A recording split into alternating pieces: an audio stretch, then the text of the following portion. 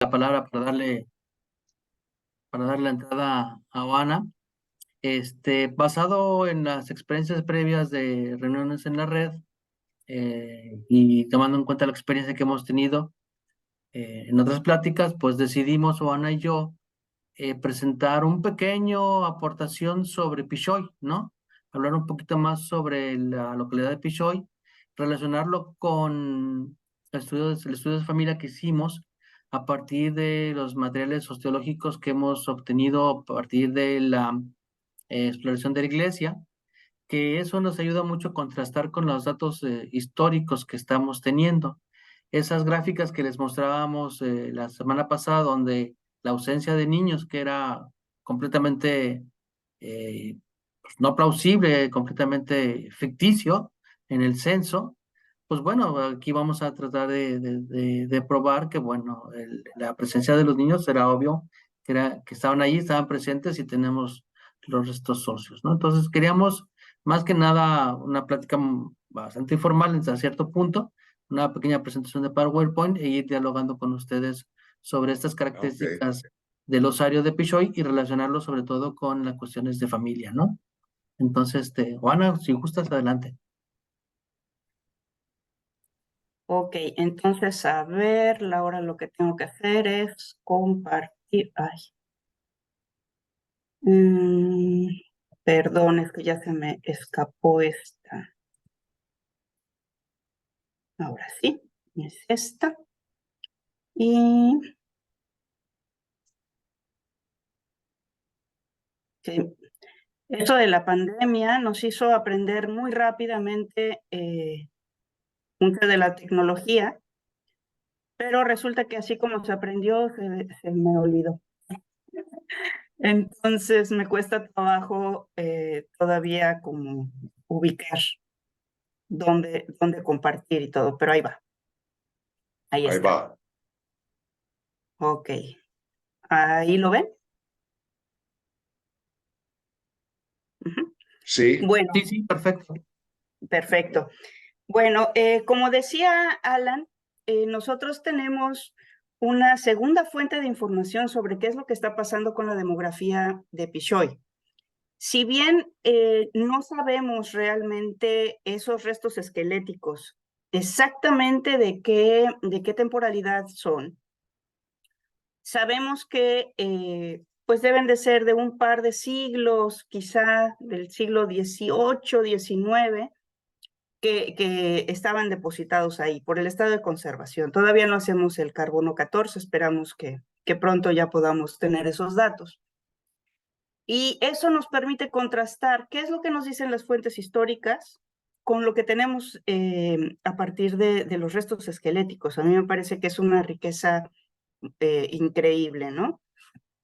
Primero que nada, queríamos pues aclarar una cosa, ¿no? Que nosotros al trabajar con las edades de los poblaciones antiguas, tenemos tres tipos de edad, que es la edad civil, que es la que vemos a partir de los registros históricos, que es la edad a partir de un documento de nacimiento, de mortalidad, etcétera, etcétera. Esa es la edad civil, que nos dice fulanito tenía 47 años cuando se murió, ¿no? O nació el 5 de enero de 1830. Aparte de eso, tenemos la edad social, que es la edad que ocupa una persona dentro de su grupo social.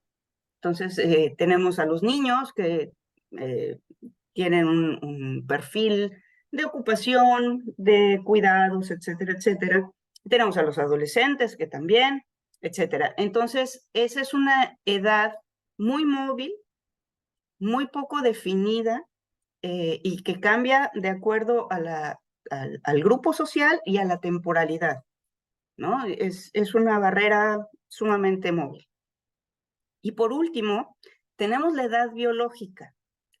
Esta edad biológica se basa en criterios de maduración cuando se trata de individuos jóvenes, de individuos subadultos, y en factores de envejecimiento o degeneración cuando ya se trata de una población adulta.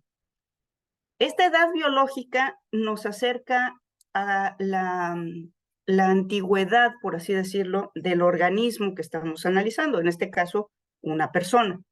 Sin embargo, y aquí hay un gran problema, la edad biológica puede variar mucho de persona a persona y de población a población y de temporalidad a temporalidad.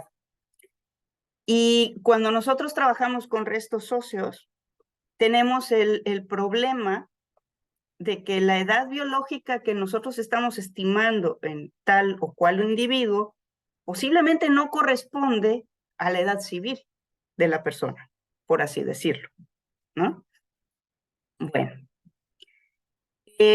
como nosotros realizamos las estimaciones de edad, es ver una serie de indicadores óseos.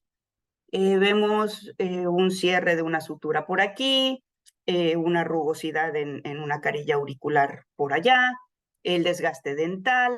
En los niños vemos el crecimiento de los huesos, etcétera, ¿no? El brote dental en los chiquitos. Y a partir de eso tenemos una probabilidad de que ese individuo se encuentre en este rango de edad. Y nosotros lo manejamos, de hecho, bastante abierto. Los bioarqueólogos no buscamos la edad precisa, así absoluta, cosa que en un ambiente forense sí es deseable. Nosotros nos manejamos más bien por rangos, no buscamos una exactitud perfecta, ¿no? Entonces, lo que nosotros hacemos, pues, puede darnos una idea más bien del comportamiento de envejecimiento de una población más que del individuo, porque precisamente como estamos viendo aproximaciones a las edades, no vamos a estar viendo a cada individuo, sino más bien a un nivel poblacional. Y esto es muy evidente cuando tratamos de estimar la edad en individuos adultos, particularmente. Para individuos adultos usamos mucho esta herramienta, que es la fusión de suturas craneales. Ustedes saben, las suturas craneales son pues el vestigio que queda de la unión de los huesos del cráneo, que tienen que estar separados o semiseparados en el momento del nacimiento para poder salir por el canal de parto, y con la edad se van solidificando, se van uniendo, y con el paso de la adultez, estas fronteras entre un hueso y otro pueden irse borrando. Eso es lo que evaluamos a través de este método. Mientras más borrada esté la unión de una sutura con otra, es más, pues es más antigua la persona, ¿no? Ya pasó más tiempo en este proceso de unión entre un hueso y otro. Mientras más abiertas o más limpias se vean las suturas, es una persona más joven, ¿no? Entonces, lo que nosotros hacemos es evaluar en determinados puntos, como ustedes pueden ver en este esquema que está a la derecha, cuál es el grado de unión entre una sutura y entre un hueso y otro en la sutura, y a partir de eso hacemos un cálculo estadístico de probabilidad. ¿Cuál es este dato? La escuela norteamericana quería hacer este método, lo empleaba para estimar las edades individuales, pero la escuela francesa de paleodemografía ha estado empleando una aproximación precisamente de esta edad de una manera estadística, con estadística bayesiana, para estimar cuál es la probabilidad del individuo de pertenecer a este grupo de edad. Entonces, es un análisis con otro enfoque, es un enfoque para ver el grupo o la población y no al individuo. Nosotros lo que hicimos en Pichoy, a partir de los 55 cráneos que encontramos, fue esta aproximación. Encontramos que tenemos 22 femeninos, 24 masculinos, 3 probables femeninos, porque no tenían muy bien definidas las características sexuales, y 3 probables masculinos, y 3 que fue imposible determinar la asignación de sexo, ¿no?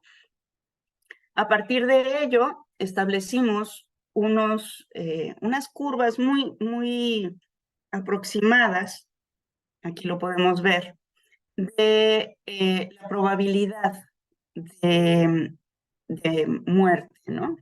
Así, ya está. Y encontramos que en vez de tener una curva un poco más aguzada desde los jóvenes hasta el final, tenemos una curva bastante plana, una, pues una baja en este lugar, que es lo que nos indica que no hay suficientes jóvenes, ¿no? Y que eso también lo habíamos encontrado, como lo habíamos comentado, en el censo de 1841.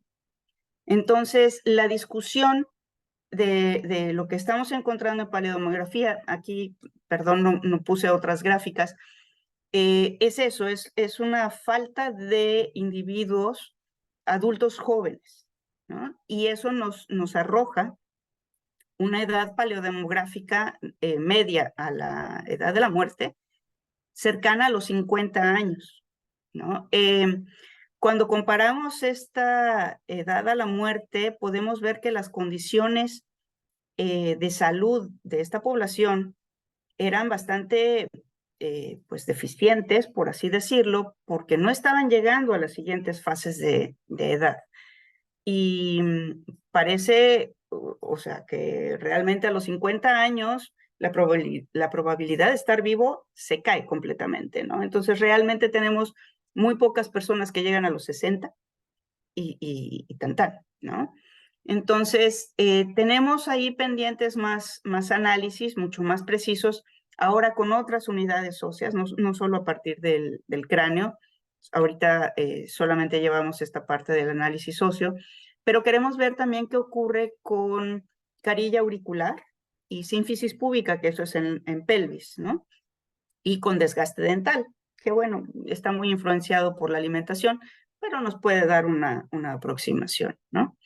Ahora bien, aquí lo más importante, como decía Alan, es que en las fuentes históricas nosotros habíamos visto una ausencia de menores de 1 año, o sea, nada más estaban registrados dos chiquitos de esa edad, pero en los restos óseos, aquí los tenemos presentes. Entonces, tenemos a pequeñitos desde la edad neonatal o no natal hasta los 14 años. Entonces, en efecto, no es que en esta población no haya habido niños, porque sí que los hay, no muchísimos, pero sí los hay, pero por alguna razón el encuestador no los registró. Entonces, no sabemos cuál fue la motivación de este censor para simplemente no considerar la existencia de estos niños y que hubo este sesgo importante al levantar la encuesta, ¿no? Ahora bien, revisando hubo otro trabajito que hicimos, encontré que para 1890 en Pichoy, la población de los 706 que había en 1841, que fue el análisis que hicimos Alan y yo, para 1890 solamente quedaban 300 personas, 324 personas, si no mal recuerdo. Entonces, en 49 años, hubo una disminución de más del 50% de la población. ¿Qué es lo que pasó en estos 50 años? Pues viene la guerra de castas, la segunda gran epidemia de cólera, ¿no? La primera fue en el 33, la siguiente fue en el 53 y algunas otras epidemias, ¿no? Entonces, lo importante, creo yo, de comparar estos dos censos va a venir precisamente en cómo se modificó la estructura de la población. Y creo que esa es la siguiente labor que vamos a emprender. Y ver qué familias que estaban en 1841 todavía nos podemos encontrar para 1890, ¿no? Que eso va a ser muy interesante. Bueno, la verdad es que hasta ahí quisiera yo dejarla y darle la palabra a Alan, a ver para que él amplíe más Sí, todo esto. sí, definitivamente, gracias, Ana. Estos datos nos ayudan sobre todo apuntalar muchas de las ideas que teníamos que habían sobresalido con el censo, ¿no? El censo de 1851, donde la ausencia de personas en edad laboral están ausentes. Ujú, Eso es muy, muy notorio, ¿no? Nosotros las hipótesis que teníamos son personas que se van a trabajar, ya sea o al monte o a comunidades cercanas, a ranchos cercanos o a sus milpas, y que en el momento del censo no están, ¿no? ujú, Obviamente aquí tenemos el problema cronológico entre los restos humanos que fueron encontrados en la iglesia de Pichoy, que presumimos que son de alrededor del siglo XIX, pero no hay una exactitud en cuanto a al proceso de, pues de almacenamiento, por así llamarlo, de estas personas inhumadas. Son personas que obviamente no murieron ahí, fueron muertos, se murieron en alguna parte de Pichoy, fueron enterrados en alguna parte, en algún cementerio, y fueron seguramente reexhumados e inhumados y almacenados en esta capilla, ¿no? así es. Formando estos grandes charnel house, ¿no? Como lo que se expone en la Europa medieval, ¿no?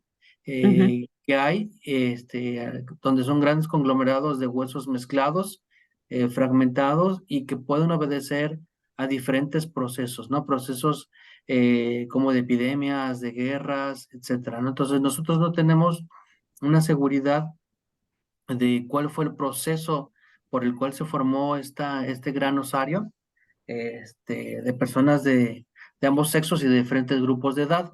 Y obviamente este gran osario está reflejando un patrón demográfico de la población en general, por lo que estamos observando, ¿no? Donde tenemos individuos muy, muy pequeños, nonatos.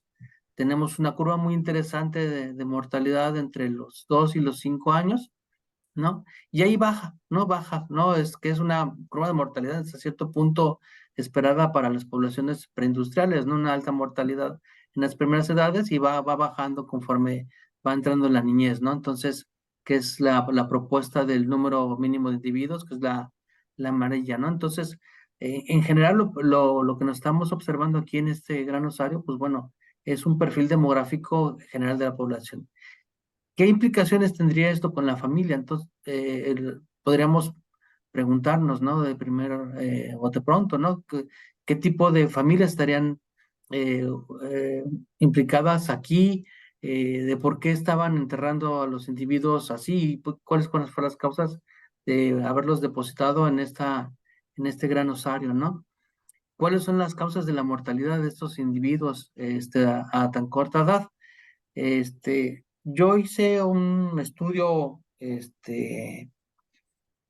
con estadísticas vitales para Belice, para finales del siglo XIX y principios del XX, eh, en cuanto a la mortalidad infantil y juvenil, que me gustaría mostrarles y a lo mejor eso también podría apoyarnos, ¿no? Para poder darnos idea. Voy a compartir pantalla ujú. para mostrar una pequeña gráfica.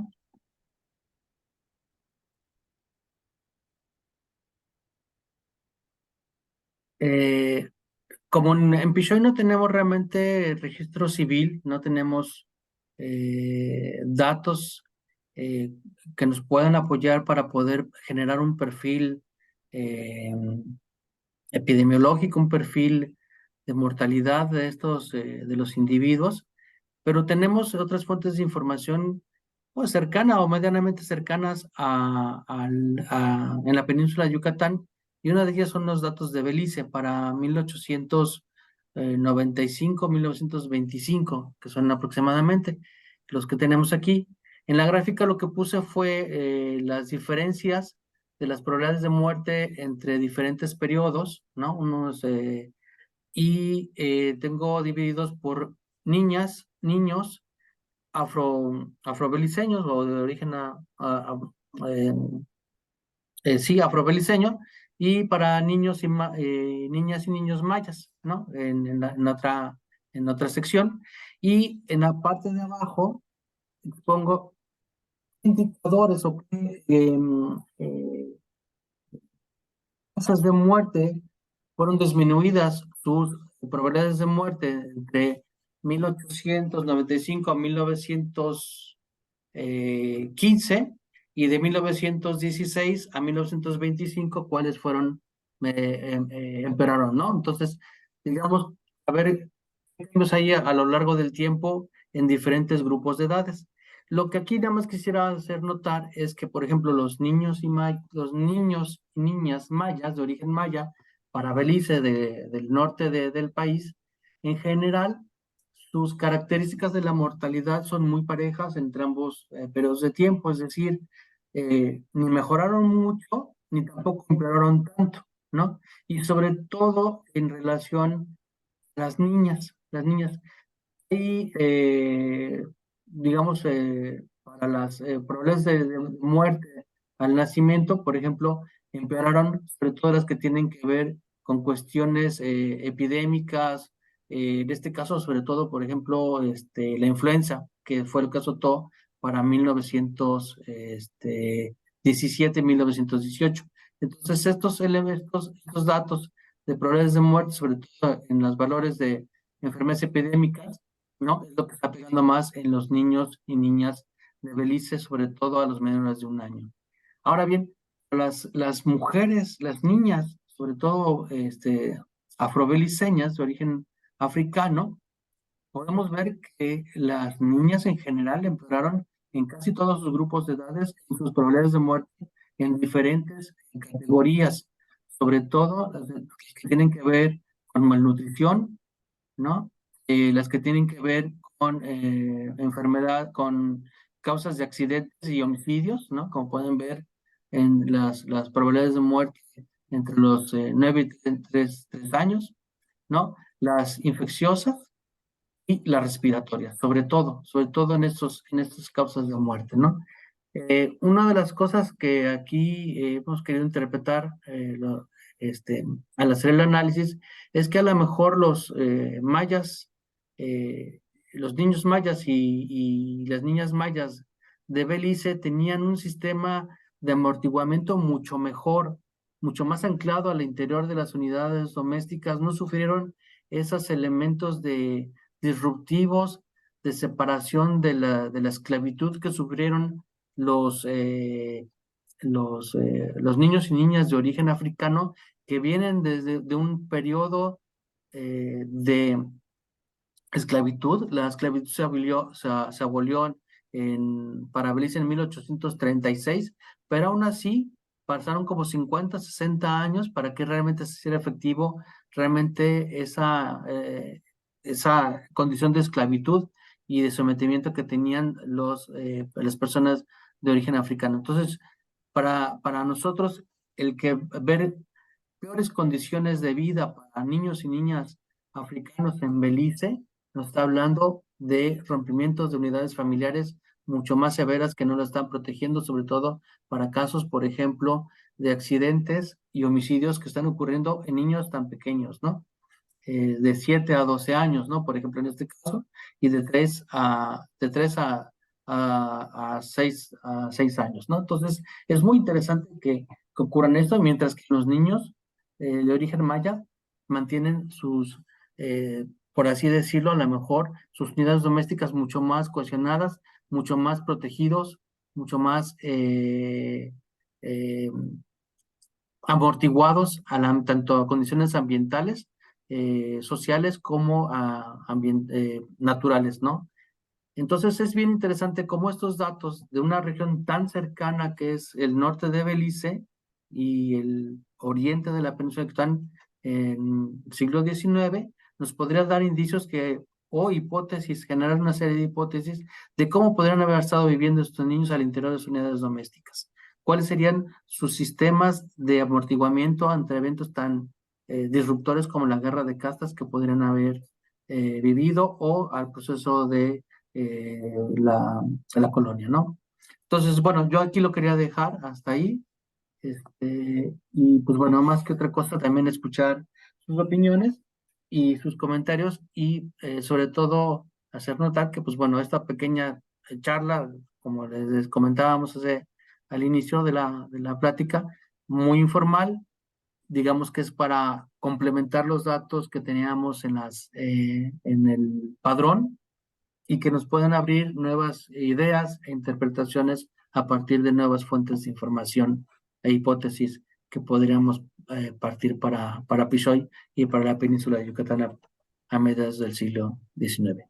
No sé si tengan comentarios. Sí, bueno, muchas gracias, Juana y Alan, por esa información adicional, ¿no? Y sobre algunos de los puntos que resaltaron la vez pasada. Y yo quisiera, es que quizás varios de los presentes, sobre todo los del extranjero, pero aún en México, no saben bien qué fue qué fue el impacto de la guerra de castas, ¿no?, que han mencionado, que su estudio es de un periodo antes. ¿Podrían rápidamente describir eso, hacer alguna referencia eh, para todos los presentes? Porque es algo muy importante y muchas veces ha sido como olvidado un proceso.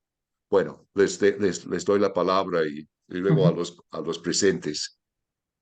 O Ana, si gustas, por supuesto. Ok, gracias, Alan. Bueno, la guerra de castas es una conflagración muy importante que se dio. En realidad, el periodo más fuerte fue a partir de 1853, es como el periodo de batallas más intensas, pero tiene antecedentes desde el siglo XVIII.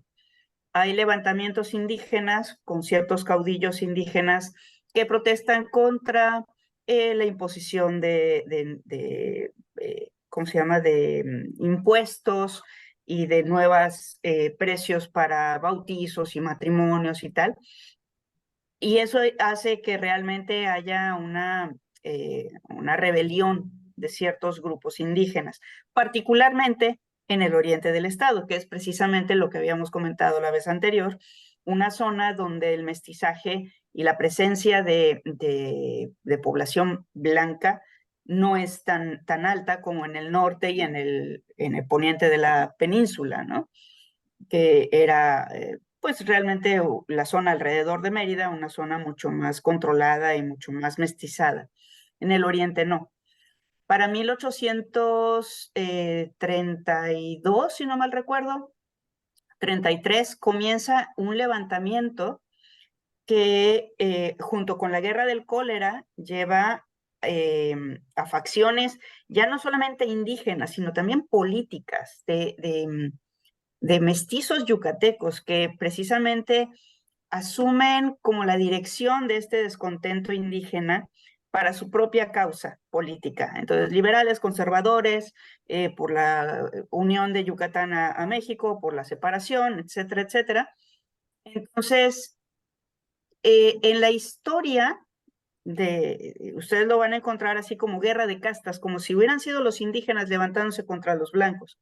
Pero eso es un argumento muy simple. En realidad hay una profunda complejidad política que involucra también a zonas de Quintana Roo y de Belice, que era donde obtenían las armas y muchos elementos para hacer la guerra, los elementos indígenas, los levantamientos, los levantados, y desde Campeche y desde el centro de México, tratando de controlar a la península de Yucatán y toda esta ansia separatista. Entonces, a grandes rasgos se puede decir que para 1853, 52, 53, la conflagración estalla de una manera impresionante y realmente todo el oriente de la península de Yucatán se levanta en armas. Varios cientos de personas mestizas y blancas son asesinados y son obligados a abandonar las ciudades principales como Tizimín, Tecash, Valladolid, Peto, etcétera, y corren hacia Mérida para buscar refugio y ahí realmente las fuerzas estatales y algunos refuerzos federales esperan a que lleguen los indígenas y estos otros grupos para pues aniquilarlos, ¿no? Decían que precisamente era la aniquilación de los blancos, ¿no? Y todos los historiadores del siglo XIX realmente hablan del salvajismo indígena, que están en contra de la civilización y que pues más vale eliminarlos. Ustedes ya saben, ¿no? Todo ese argumento de muchos liberales del 19, ¿no? De que o integrar a los indígenas o exterminarlos. El punto fue que junto con este movimiento indígena llega una segunda epidemia de cólera que diezma tanto a los indígenas insurrectos como a la gente de Mérida y todas las fuerzas federales. Y nunca se da ese gran enfrentamiento en los alrededores de Mérida. Mérida es sitiada, pero solamente por un par de semanas, y después, debido a las grandes bajas y porque ya no podían seguir manteniendo el esfuerzo de guerra, los indígenas se repliegan y regresan hacia el oriente, pero ya no se quedan en sus comunidades necesariamente, sino que huyen a la selva de Quintana Roo y fundan ahí nuevos poblados. Aquí es importante mencionar que también uno de los principales argumentos de muchos de estos insurrectos era un elemento religioso. Había gente que decía que una cruz vestida, o sea, es una cruz de madera muy grande a la que le ponían un hipil. El hipil es el huipil que le dicen en el centro del país, que es una blusa bordada. Curiosamente, pues tiene una advocación femenina, ¿no? Entonces, esta cruz era la que les indicaba a los indígenas que se rebelaran, era la cruz parlante. Entonces, cuando ocurre todo el sitio de Mérida y el fracaso, se repliegan hacia Quintana Roo y ahí es donde fundan sus comunidades protegiendo a la cruz parlante. Y no es solamente una cruz parlante, son varias.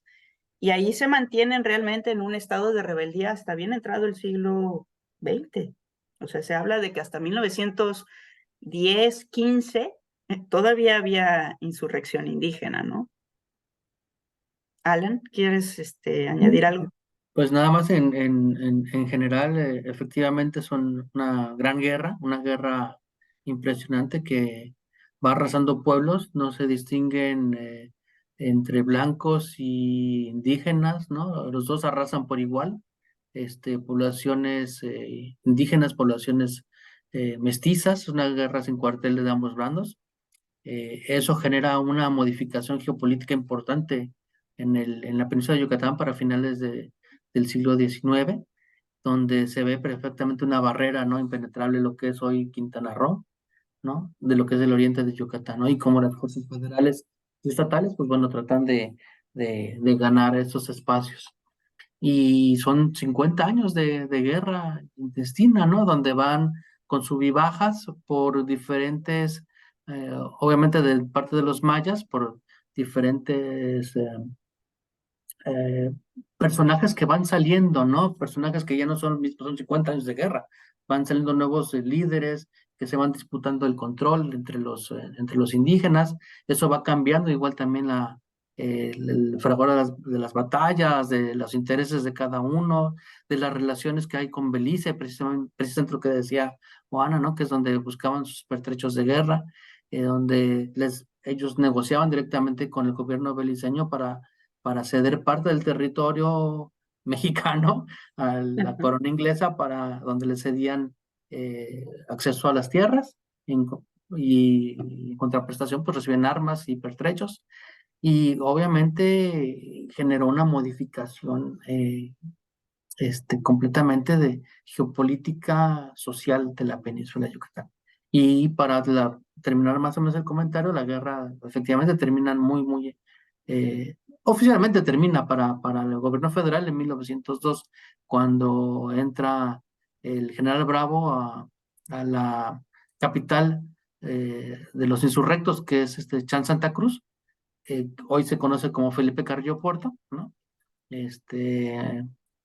Y por parte del norte y en el sur entra el almirante Otón Pompeyo Blanco y hacen como una pinza, ¿no? Una pinza donde digamos que acorran a los mayas, por así decirlo, pero realmente nunca sucedió así. Parece que entró como un proceso más bien como de desgaste al interior de los líderes mayas, más que realmente o que hayan ganado realmente el gobierno federal en nombre de Porfirio Díaz, ¿no?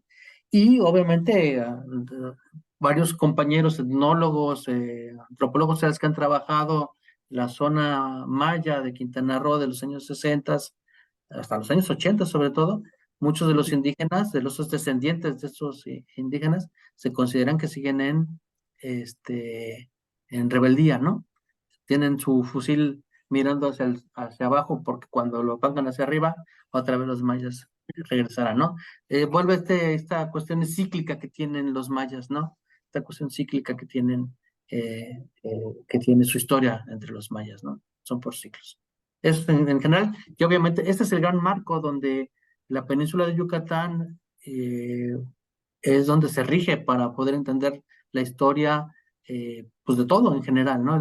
Este marco de la Gran Guerra de Casas que modifica muchas cosas, ¿no? Al interior de la sociedad yucateca, ¿no? No nada más yucateca como hoy el, el estado de Yucatán, sino es Campeche, Yucatán, Quintana Roo y Belice, ¿no?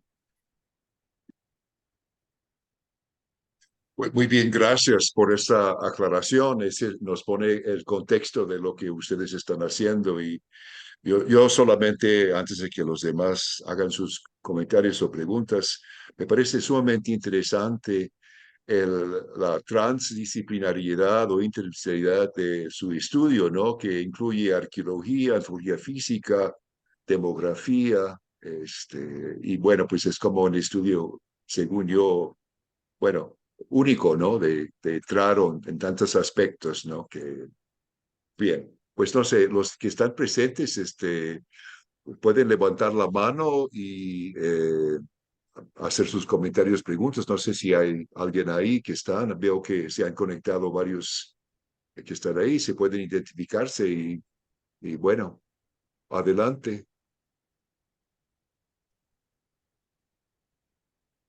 Nadie tiene comentario. Ah, bueno, Todo Irene. gusto.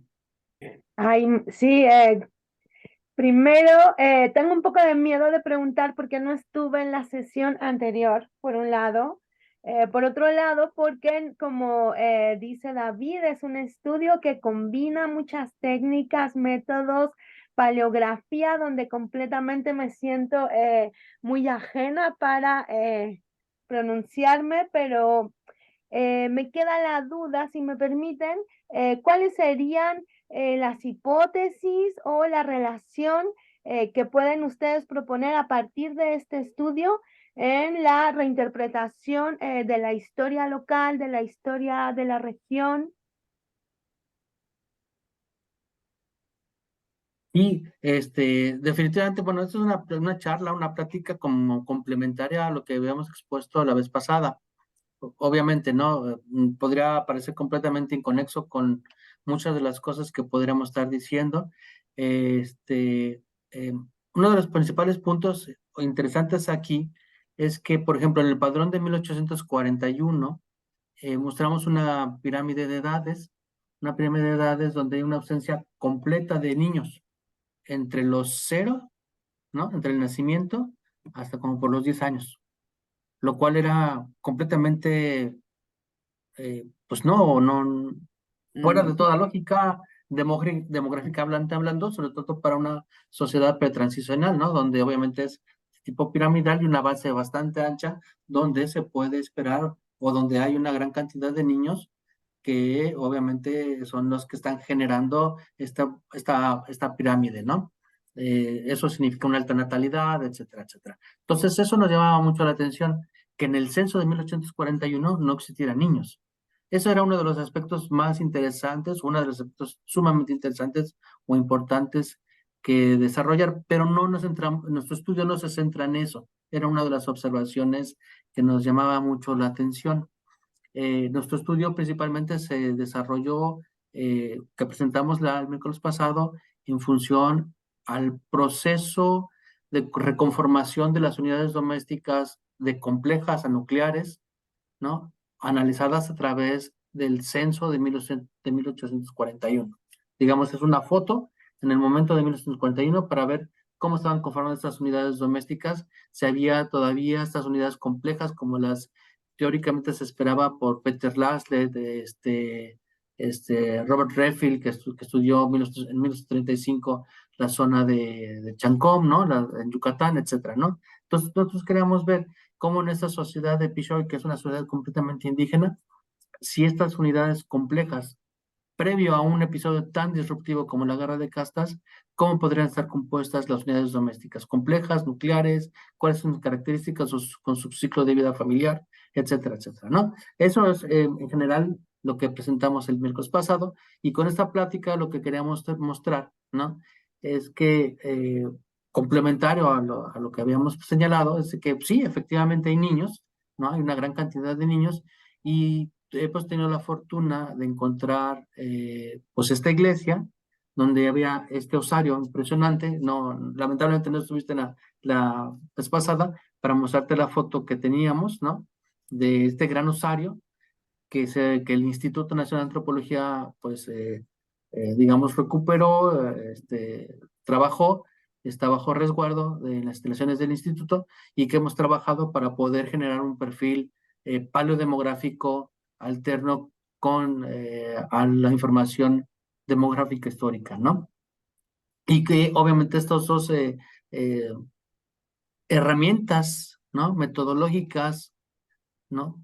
Que son completamente diferentes, pueden generar historias que nos puedan empalmar o entender mejor estos procesos de formaciones de familia al interior de un sitio tan complejo como Pichoy, y que no tenemos tanta información, ¿no? Como lo señalé hace poquito, no tenemos registro civil, no tenemos fechas no tenemos actas de defunciones, ¿no? No tenemos actas de nacimiento, no tenemos ese tipo de información. Entonces, por eso quise comparar un poquito con el registro civil que tengo de Belice de 1895, ¿no? Que es una zona, igual, zona maya, beliceña, de 1895 a 1925, como para poder entender de qué podrían haber estado muriendo estos niños, ¿no? Y cómo podrían estos características de estas familias, porque si realmente son familias, hice una reconstitución de familias de Belice de esa época para poder entender como pues sí, como un proxy para poder interpretar algunos datos que estamos viendo en Pichoy, ¿no? Salvando pues muchas cuestiones de tiempo y espacio, ¿no? Pero digamos, son poblaciones mayas de la misma península de Yucatán, con las mismas características de problemas de la guerra de casas, etcétera, etcétera, ¿no? No sé si te quedó un Sí, poquito no, más claro. muy bien, Irene, gracias. Voy a buscar el video para recuperar esa sesión. no te preocupes, Pero gracias, al muchas contrario, felicidades gracias y por gracias. preguntar. Sí. No sé si van a quieres comentar algo más, Irene. Bueno, resaltar que realmente el encontrar esta falta de individuos en edad reproductiva y de producción, o sea, entre los 20 y los 40, tenemos muy pocos individuos en el censo, pero también lo estamos encontrando en los restos óseos. Entonces, lo que habíamos en algún momento planteado, Alan y yo, es: se habrán muerto muchos durante la epidemia del cólera del 33 y por eso no los estábamos encontrando en 1841, pero no, resulta que estamos encontrando que tampoco están en los restos óseos. Entonces, no es que se hayan muerto y que estén ahí, ¿no? Entonces, realmente creo que es complementario en muchos sentidos, ¿no? Y nos va dando, pues, una idea de qué caminito podemos seguir para tener la fotografía completa, ¿no? Del siglo XIX en Pichoy. Y eso es bien interesante porque habíamos visto Bien, una falta de personas en edad de trabajar, ¿no? Ujú. Y entonces suponíamos que una de las hipótesis es que pues no estaban en el censo, no estaban en la foto, pues porque estaban muertos, ¿no? Por epidemias, por cosas que ocurrieron en el siglo XIX en esas épocas, ¿no? Pero no, tampoco en el registro óseo de esta iglesia, de este cementerio, tampoco están, ¿no? Entonces, ¿dónde están esos adultos? Entonces, efectivamente, posiblemente son migrantes, ¿no? En otras zonas circundantes a Pichoy, sobre todo porque Pichoy, pues no son comunidades cerradas, ¿no? No son comunidades cerradas como decía Wolf, ¿no? Son comunidades abiertas donde se están interactuando, están intercambiando familias, ¿no? generando nuevos núcleos familiares, nuevos barrios, y son comunidades que están abiertas, ¿no? Entonces es muy interesante eso, ¿no? También que son Sí, personas en edad de trabajar, que no están en el censo, y tampoco están muertos ahí. Bueno, habría que analizarlos Ujú. eh, con otros elementos de carbono 14 para realmente fecharlos bien y saber si corresponden a las épocas que estamos analizando, ¿no? Pero ya nos están dando algunas ideas. no, muchas gracias. No sé si, No, de que perdón, Alan, ¿quieres agregar más o si hay algunos comentarios o preguntas de los presentes? esperamos preguntas, comentarios. Un gusto.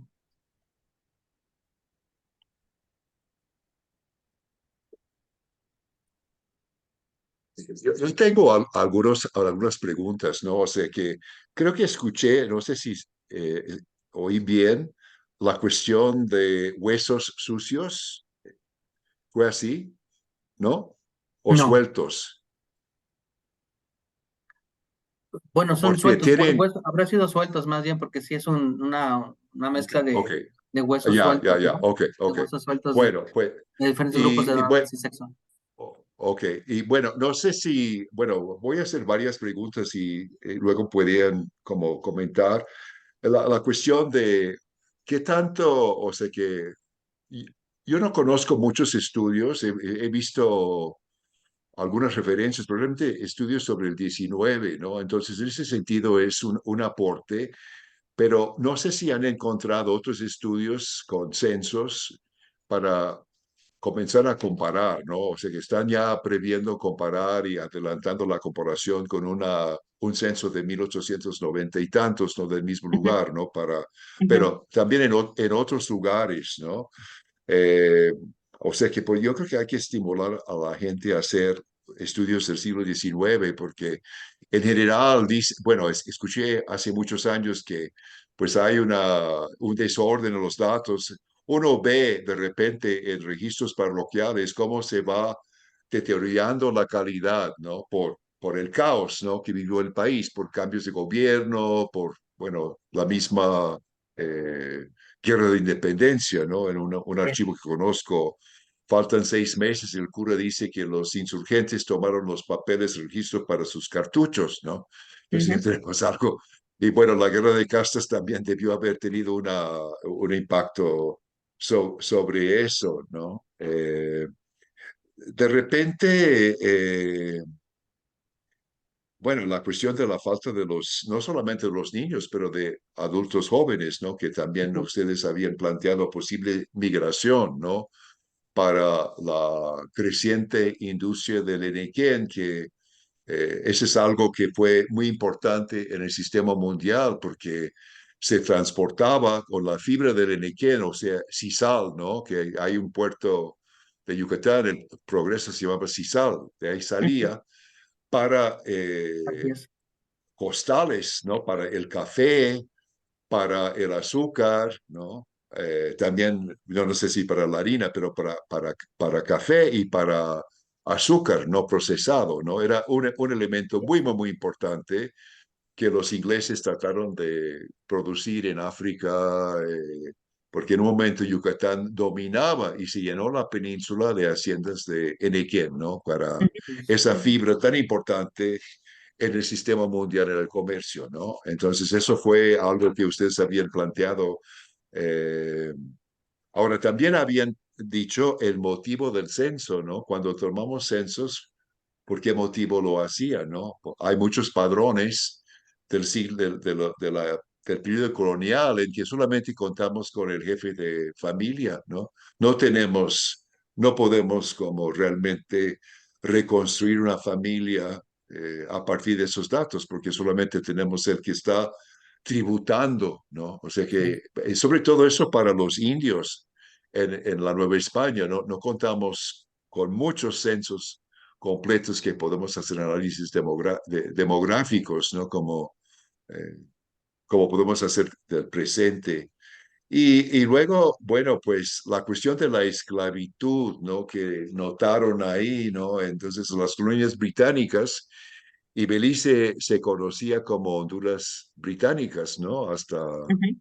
no sé qué fecha, ¿no? Los 60 por ahí, les dan la independencia como una manera de deshacerse de sus responsabilidades. También habla Redfield en su estudio de Chancom, que, bueno, más bien en Quintana Roo, ¿no? Un estudio un poco después, que la gente de ahí prefería la libra británica, ¿no? Al peso mexicano todavía, ¿no? Los 30, ¿no? O sea que los ingleses era como también en la costa de otros países centroamericanos estaban los ingleses metidos como para molestar a los españoles, ¿no? O sea, en su rivalidad que duró varios siglos, ¿no? varios siglos. Entonces, pues es un inicio de un aporte, ¿no?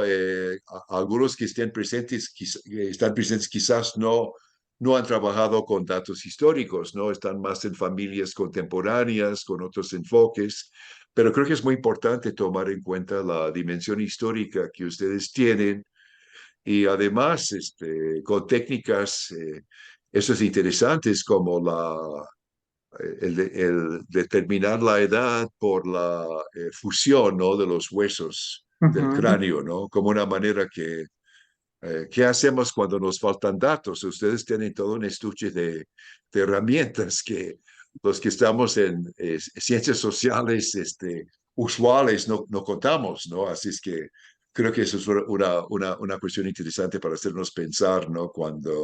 Pero sí, yo creo que tenemos que pensar en la dimensión histórica, aunque hagamos estudios contemporáneos, ¿no? A ver cómo llegó a darse lo que estamos observando ahora, ¿no? O sea que en algunos procesos que han sido como muy rápidos de cambio, ¿no? O sea que estaba pensando, leí algo sobre la fabricación de tortillas de maíz, ¿no? Y que eso, qué implicaban para las mujeres hasta unas fechas muy recientes en que tenía que dedicar muchísimo tiempo antes de que desarrollaron una tecnología para fabricar, primero para transformar en maíz la masa, ¿no? Porque era un proceso de estar en el metate, en la piedra de moler. Ujú. En México eso fue esencial, ¿no? Porque era la base de la dieta, ¿no? Horas y horas y horas, y además de hacer eso diario, porque no era como el pan que puede durar un par de días, ¿no? En otras tradiciones culturales, era diario, diario, diario, diario. ¿Y qué sucedió cuando eso cambió? ¿No? Que el cambio fue recientemente, en algunas partes, hace 40, 50, 60 años, ¿no? Y cambió muchísimo la vida de las mujeres, ¿no? Ujú. Bueno, eso comentabas, es una especie de invitación a reflexionar sobre el pasado, ¿no? Como lo que podemos observar como estudiosos de lo contemporáneo cómo llegaron las cosas a ser como son, que pasaron por una historia en que todavía hay mucha memoria de Ujú. eso, de las personas vivientes, ¿no? Como mencionaron con los rebeldes o los mayas de Quintana Roo, ¿no? Que guardan en su memoria, ¿no? Eso es lo que yo diría. No sé si quieren hacer algún comentario. Me gustaría mucho que los presidentes también aportaran, pero quizás quieren ustedes responder a esos comentarios que hice. Pero no hay preferencia a los demás, por favor. No quiero acaparar el tiempo y tampoco los que están presentes. Yo creo que estarían encantados a atender sus preguntas y comentarios. Hay una cosa bien Pueden, interesante que comentaste, David, la cuestión del pasado hacia el presente, ¿no? Una cosa que vimos es la pues, preferencia endogámica, étnica, por así llamarle, de unirse con personas de su mismo origen étnico, ¿no?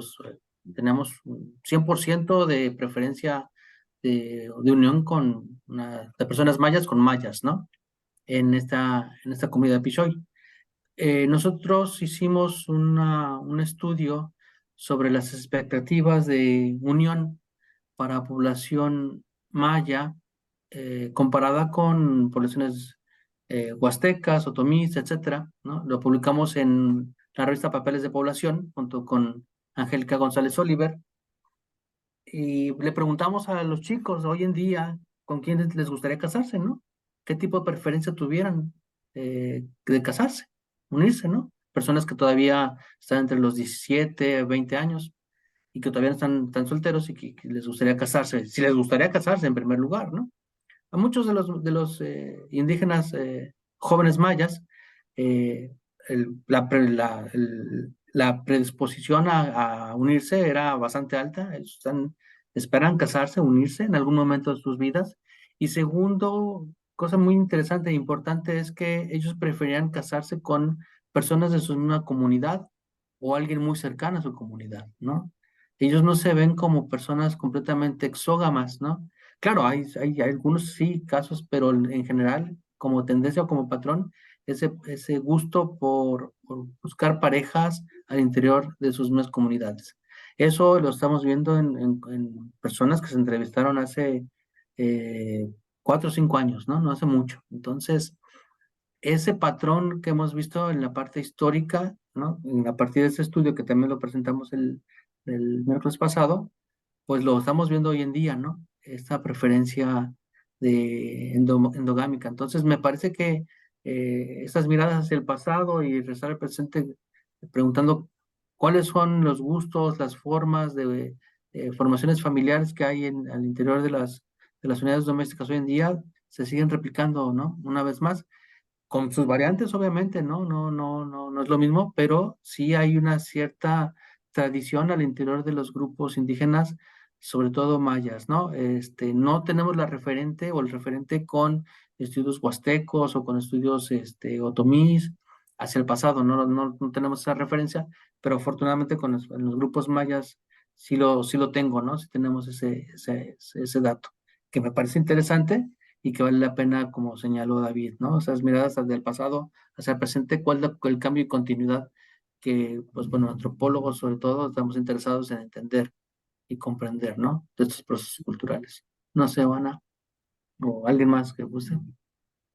Pues yo solamente quería realmente seguir la línea de pensamiento que había comentado David. Realmente el siglo XIX es de gran importancia porque definió en muchos sentidos cómo vivimos ahora, los asentamientos, las cuestiones políticas, el mestizaje. Todo eso realmente lo tenemos aquí en Yucatán, pues así a la vuelta de la esquina de 150 años, ¿no? Realmente nosotros estamos viendo en esta fotografía de Pichoy qué es lo que estaba ocurriendo a principios del 19. Vamos a poder ver en otra fotografía en 1890 qué ocurre cuando realmente la economía se está transformando precisamente hacia las haciendas enequeneras, que es cuando muchas comunidades de pueblo se rompen y las haciendas pasan a ser la unidad social, poblacional, política importante, y los pueblos quedan como en un segundo nivel y comienzan a competir incluso para conservar a la gente en sus límites con las haciendas, ¿no? Entonces ahí hay un movimiento poblacional muy, muy importante a partir de 1890 y que eso continuó hasta la revolución, ¿no? Y un poquito más allá, en la época del oro verde, del Enequén. Pero si nosotros solamente vemos qué ocurre en el siglo XX sin asomarnos a qué ocurrió en el XIX, pues nos queda cojos muchos procesos históricos, ¿no? Entonces creo que el 19, que no ha sido tan abordado precisamente por muchas faltas documentales, porque pues, muchos documentos se quemaron durante la guerra de castas, hay que rescatarlos, hay que buscar cómo echar mano de varias herramientas para poder tener esa información, ¿no?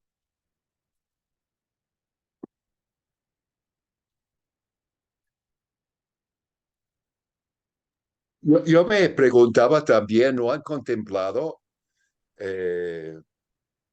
ADN? Oye, que eso es muy caro, ¿no? Para ver si los restos del osario corresponden a la población viva sobre esa línea. Sí, nos encantaría poder hacer eso. Hay que precisamente esperar a que algún arma caritativa nos ofrezca hacer los análisis de ADN, pero muy probablemente podamos hacerlo más adelante con el Instituto Max Planck. Estoy poniendo changuitos para que se pueda. dado que ahí tenemos ya algunos otros trabajos, pero de prehispánicos, ¿no? Entonces vamos a ver qué ocurre ahí. Lo que sí había yo comentado con anterioridad es que se tiene en la relación de las cosas no, en las relaciones geográficas de Yucatán, se tiene la lista de apellidos para Pichoy en el siglo XVI. Después tenemos este censo de 1841 y después tenemos el de 1890. Ahí podemos ver, tendremos que hacer un análisis precisamente de seguimiento de apellidos para ver esta endogamia, exogamia y frecuencia, ¿no? de presencia de los apellidos, y que nos puede pues dar un poquito de avance sobre la permanencia o no de la población en la zona, ¿no? Creo que mientras avanza lo de la solicitud de ADN, podríamos ir empezando por ahí, y quizá también a nivel biológico estábamos pensando precisamente hacer una comparación de la morfología dental, que eso también es muy característica por regiones, ¿no? Y comparar la morfología dental de los esqueletos que tenemos con la de la población actual, sino en el pueblo, en una zona cercana, ¿no? El pueblo, de decirlo, cuesta mucho trabajo realmente entrar a esa comunidad, no es una comunidad particularmente amistosa. Una vez que ya uno está allí mucho tiempo, terminan pues siendo amables y todo, pero de entrada la gente no es muy amistosa con la gente de fuera, y menos gente de Mérida, o bueno, y cuando uno no es yucateco, cuesta más trabajo, ¿no? Pero se puede trabajar con ellos, ¿no? Entonces vamos a buscar otros caminos. Uh-huh.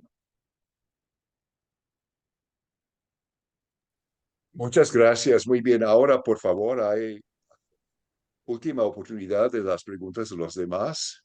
Comentarios.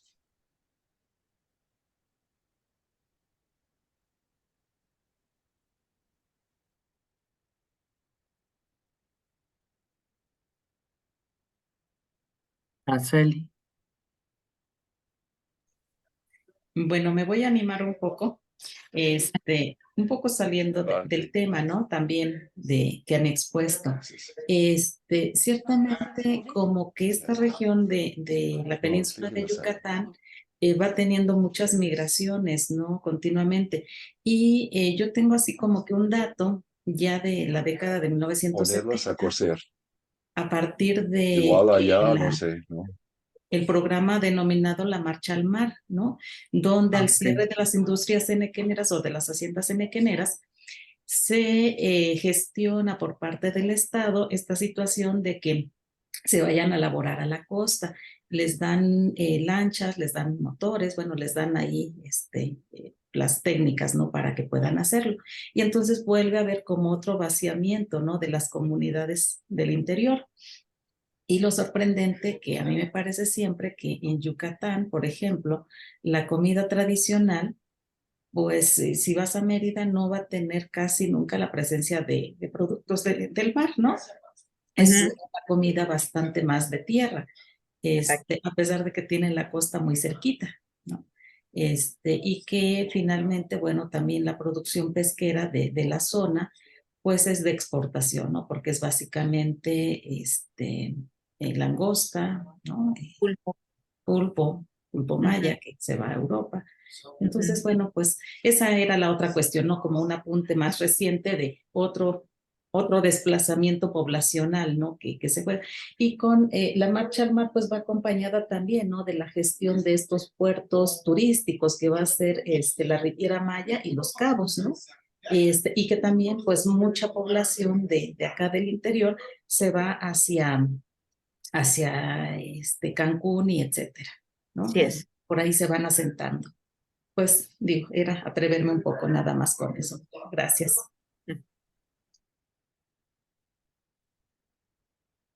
Sí, pues, definitivamente ese es otro de los grandes temas, ¿no? Que hay al interior de los movimientos de la población, ¿no? Eh, la gente este, que migra hacia, sin ser pescadores, ¿no? Son campesinos, principalmente son campesinos, nequeneros, muchos de ellos milperos que se van hacia las zonas de las costas, ¿no? Que es lo que estamos viendo. Pero sí, definitivamente es otro de los aspectos que nosotros no hemos trabajado, ¿no? Nos hemos centrado más que nada hacia el siglo XIX y al interior de la península, ¿no? Pero creo que es un tópico interesantísimo que hay que abordar, ¿no? Que bueno, ya lo han abordado desde los años 80, ¿no? Este, Ana Graciela Julia Alcalá. Plaja, ajá, así es, Graciela Calab, está Ana Luisa Plaja, hay un documento del CIESAS, no recuerdo bien los autores, que hablan sobre eso de la vuelta al mar, ¿no? Muy, muy interesante, por cierto, sí, totalmente. Gracias. ¿Alguien más? ¿Algún comentario? ¿Inquietud? ¿Alguna pregunta, comentario? Pues, pues si no, sí, Irene. Bueno, aprovechando que están aquí, es que me sugiere, me recuerda el trabajo de Martín Segalén, 15 generaciones de familias bretones. Ajá. Y no sé, con esta interdisciplinariedad que tienen, este enfoque histórico, demográfico, ¿sería posible hacer una reconstrucción así a gran escala? Bueno, no a gran escala, sino en un tiempo de larga duración, reconstruir cómo se acomodaron, se compusieron las familias en varias generaciones. Eso es uno de los objetivos que quisiéramos tener, ¿no? Lo comentábamos que nos encantaría tener acceso a registros desde la época, ¿no? Para poder hacer estas reconstrucciones de familias como tal, porque realmente a partir del padrón hicimos como dicen coloquialmente por acá en Yucatán, una chan reconstrucción, ¿no? O sea, casi una reconstrucción, pero sí creemos que tenemos, pues, ganas de generar estas reconstrucciones de familias, ¿no? A partir del método de Henry, que nos llevaría un buen tiempo, sería cosa nada más de encontrar la información, ¿no? Nos parece que a lo mejor no en Pichoy, sí, a lo mejor en ciudades circundantes o localidades circundantes que tengan tanto el padrón como los registros civiles de matrimonios, nacimientos, muertes, para poder realizar este tipo de análisis de larga duración. Pero sí, nos encantaría, completamente, completamente. Ujú. Sí, Claro, quizás no eso. para Pichoy, pero sí para en otro poblado Sí, por la con las mismas dimensión de su características. trabajo, en eso pensé, los felicito, les agradezco mucho. Sí, gracias, no, al contrario. Ujú. No sé si hay alguna pregunta. Si no, vamos a ir cerrando. Si no hay preguntas, tenemos más tiempo, pero si no hay más discusión, pues quedará en algunos días esta sesión también en nuestro canal de YouTube, ¿no? Donde también pueden consultar. Creo que al enviarles la liga también se incluyó la liga del canal de YouTube. Y pues si no hay más, eh, pues nos vamos a despedir y invitarles a la sesión no, ¿te acuerdas, Jorge, que es el 6 o el 7 de diciembre? Les estará llegando muy pronto el cartel para ese evento y luego vamos a suspender durante los meses de enero y febrero y la primera semana de marzo. Esperamos nuevamente tener alguna sesión. Todavía no sabemos qué va a ser. Pues eso es lo que va a haber la próxima sesión, el jueves 7 de diciembre. Ok.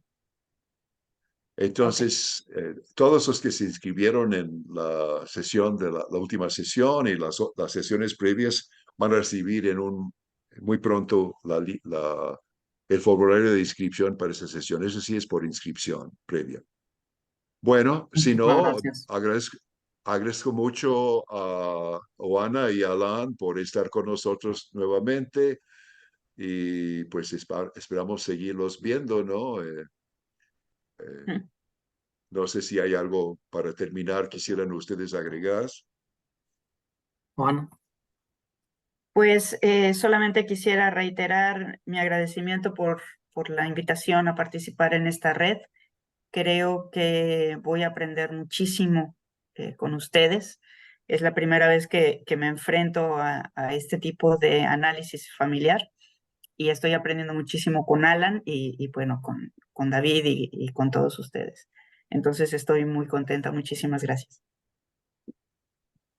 Igual yo, pues agradezco mucho también la asistencia, el interés por nuestra investigación, por sus preguntas, sus comentarios. A ti, David, por habernos invitado. Les agradecemos mucho, mucho y esperamos vernos pronto en las siguientes sesiones. Bueno, muchísimas gracias a ustedes y gracias a todos por su presencia y esperamos estarles viendo en las próximas sesiones. Pues entonces les deseo muy buenas tardes, buenas noches, donde estén y ahí nos estamos viendo. Gracias por todo. Gracias. Hasta Hasta luego. luego. Muchas gracias.